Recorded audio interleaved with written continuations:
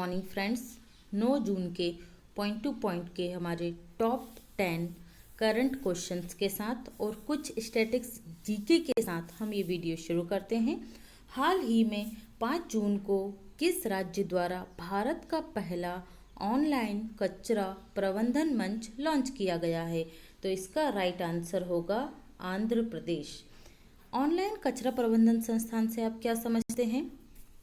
आंध्र प्रदेश सरकार के द्वारा जो लिक्विड और ठोस कचरा होता है उसका सही तरीके से प्रबंधन के लिए ये पोर्टल लॉन्च किया गया है। इसके द्वारा उस कचरे का सही तरीके से प्रबंधन किया जाएगा।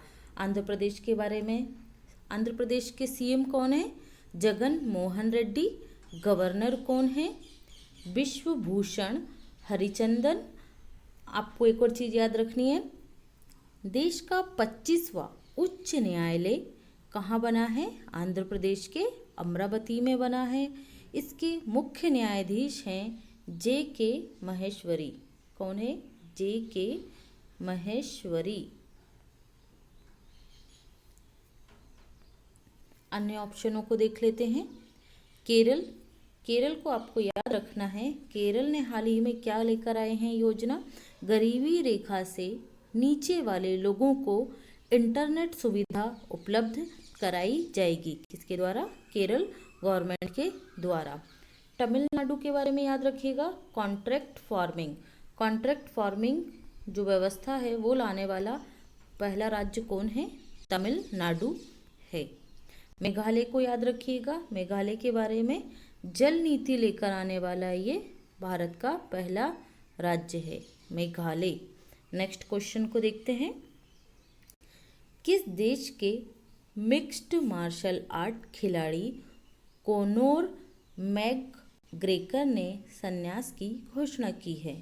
तो ये खिलाड़ी हैं आपके आयरलैंड के। देखिए, पिछले 4 सालों में कोनोर मैकग्रेगर ने 4 बार संन्यास की घोषणा की है। 3 बार संन्यास की घोषणा ये कर चुके हैं, आपको ध्यान रखना है।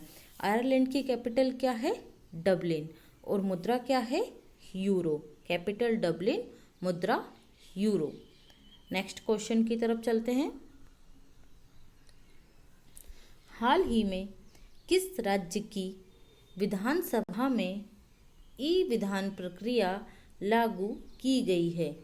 ई विधान प्रक्रिया लागू की गई है। तो इसका सही आंसर होगा अरुणाचल प्रदेश। ई विधान प्रक्रिया, देखिए ई विधान प्रक्रिया का मतलब होता है जो भी कागजी काम होता था अब वो सभी काम कैसे होंगे? ऑनलाइन किए जाएंगे। कैसे किए जाएंगे? ऑनलाइन किए जाएंगे। ये आपको ध्यान रखना है। नेक्स्ट क्वेश्चन की तरफ चलते हैं। हाल ही में दिव्यांग शिल्पकारों को बढ़ावा देने के लिए एकम मेला कहाँ प्रारंभ किया गया है? एकम मेला कहाँ प्रारंभ किया गया है? नई दिल्ली में। याद रखिएगा, एकम मेला। देखिए, जो दिव्यांग शिल्पकार हैं उनको एक मंच प्रदान किया गया है। इस एकम मेले से उनके उत्पादों को एक मंच प्रदान किया जाएगा जिससे वे आत्मनिर्भरता हासिल कर सकें। नेक्स्ट क्वेश्चन की तरफ देखते हैं। हाल ही में जारी FIH विश्व रैंकिंग में भारत का कौन सा स्थान है?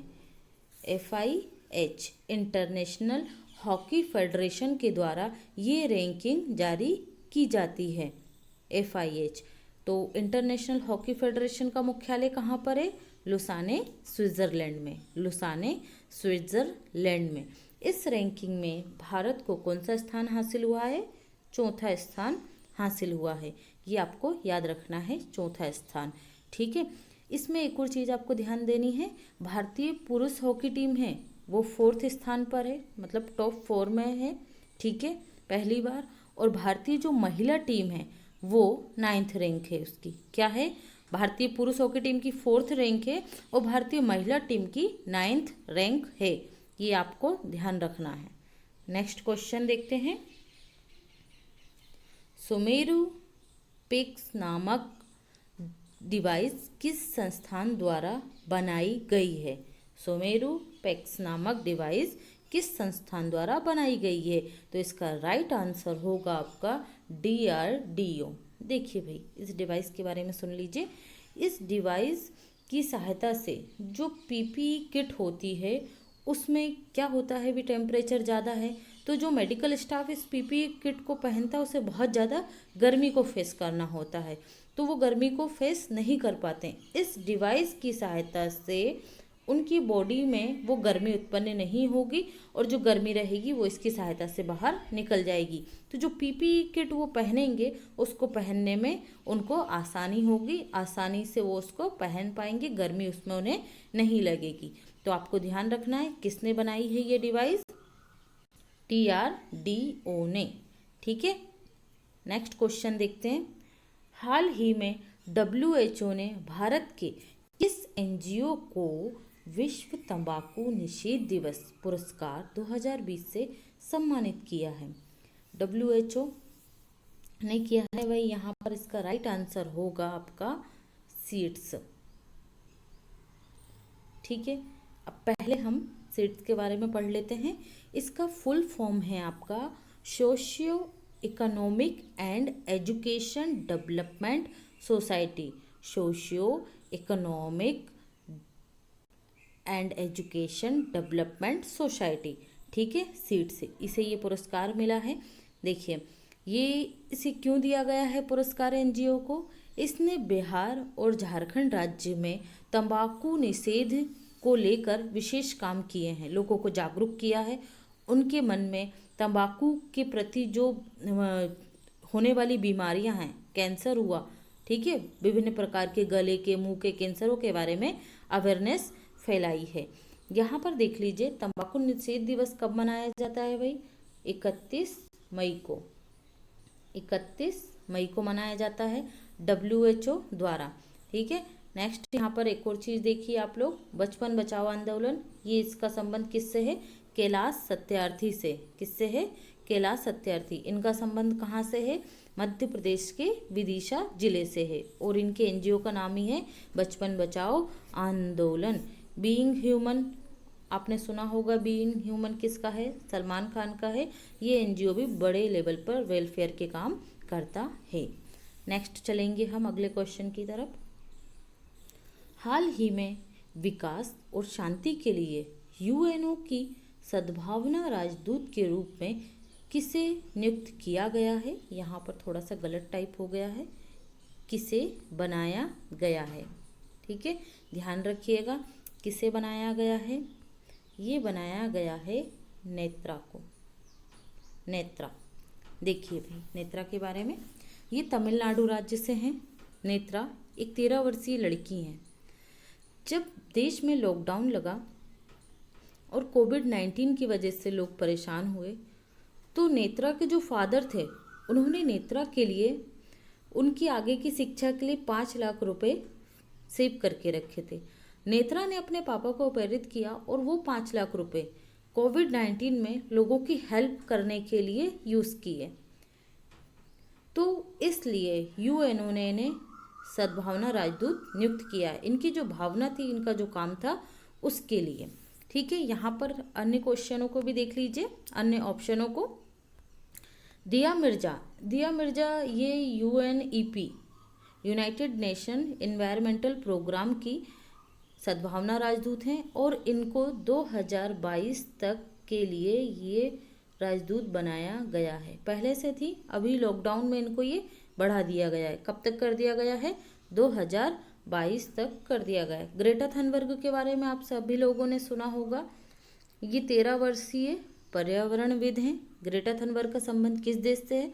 स्वीडन से है। इन्हें भी 2019-20 में अंतर्राष्ट्रीय बाल शांति पुरस्कार प्राप्त हुआ था। किसे? ग्रेटा थनबर्ग को। ठीक है, नेक्स्ट क्वेश्चन की तरफ देखते हैं। हाल ही में एडिडास की भारतीय शाखा की ब्रांड एम्बेसडर किसे नियुक्त किया गया है? आप लोग सभी जानते हैं एडिडास के बारे में।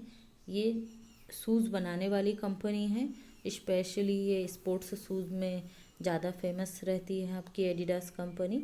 ठीक है, तो इन्होंने अपना भारतीय शाखा का ब्रांड एम्बेसडर किसे नियुक्त किया गया है? मानुषी छिल्लर को। मानुषी छिल्लर, ये मानुषी छिल्लर 2017 की मिस वर्ल्ड रह चुकी हैं। याद रखिएगा, 2017 की miss world Manushi Chhillar. Next question की तरफ बढ़ते हैं।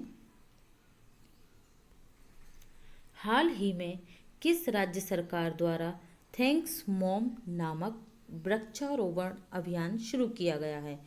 ठीक है, थैंक्स मॉम, इसके तहत एक बच्चे द्वारा, इसके तहत एमपी गवर्नमेंट के द्वारा लोगों को प्रेरित किया जा रहा है कि वो वृक्षों को लगाने के लिए आगे आए। ठीक है, तो ये क्या हो गया इसका आंसर? मध्य प्रदेश सरकार द्वारा। याद रखिएगा, थैंक्स मॉम नामक अभियान का संबंध किस क्षेत्र से है? तो पर्यावरण या वृक्षारोपण से है। इस तरीके से भी क्वेश्चन आ सकते हैं। नेक्स्ट क्वेश्चन की तरफ बढ़ते हैं फ्रेंड्स। इसमें मैंने कुछ स्टैटिक्स के क्वेश्चन रखे हैं जो आपको डेली सिर्फ 1 लाइन में मिलेंगे और आपको आंसर भी इसका 1 लाइन में ही कंप्लीट कराऊंगी और आपको भी देना है।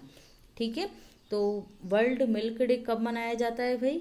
1 जून को मनाया जाता है वर्ल्ड मिल्क डे।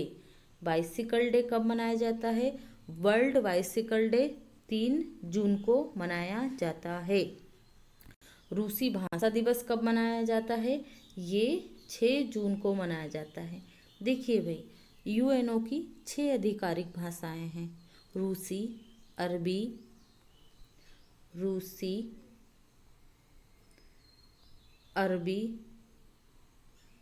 अंग्रेजी, फ्रेंच, चाइनीज़ या मैंडेरियन। चाइनीज़ जो भाषा है उससे उसका नाम है मैंडेरियन।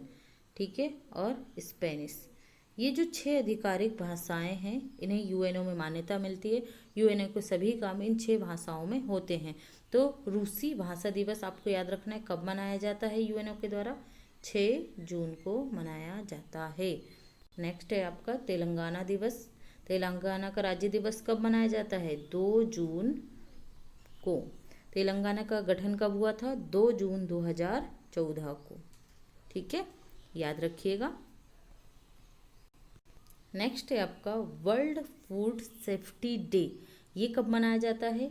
लोगों को खाद्य की सुरक्षा, मतलब लोगों तक खाद्य को पहुंचाना, विश्व स्तर पर भूखमरी के प्रति लोगों को जागरूक करना, खाने को वेस्ट नहीं करना, लोगों के लिए खाना प्रोवाइड करवाना। जो खाना आपने देखा होगा कई बार, अपने देश में तो ज़्यादा घटनाएं होती हैं ऐसी कि जो खाद्यान्न होता है, गेहूं होता है और भी अनाज होता है, वो खुले मैदान में रखा जाता है, जिससे बारिश आती है और वो अनाज खराब हो जाता है ना। और जैसे आपको प्रिजर्व करना, टमाटर का ज़्यादा उत्पादन हो गया, सही दाम नहीं मिले तो उसे फेंक दिया जाता है। सब्जियों को सही दाम नहीं मिले तो उन्हें फेंक दिया जाता है। इनके प्रिजर्व करना, इनके लिए यूनिट स्थापित करना, जिससे ये खाना क्या हो सके? बचाया जा सके। तो वर्ल्ड फूड सेफ्टी डे ये कब मनाया जाता है आपका? 7 जून को। याद रखिएगा, 7 जून को मनाया जाता है। नेक्स्ट है आपका भारतीय तटरक्षा दिवस। ये कब मनाया जाता है भाई? 1 फरवरी को मनाया जाता है भारतीय तटरक्षा दिवस। अभी इसके डीजी, डायरेक्टर जनरल कौन है भारतीय तटरक्षा के नटराजन। याद रखिएगा, के नटराजन। और लास्ट है आपका विश्व आर्द्रभूमि दिवस। विश्व आर्द्रभूमि दिवस ये हम सेलिब्रेट करते हैं 2 फेब को। 2 फरवरी को हम मनाते हैं विश्व आर्द्रभूमि दिवस।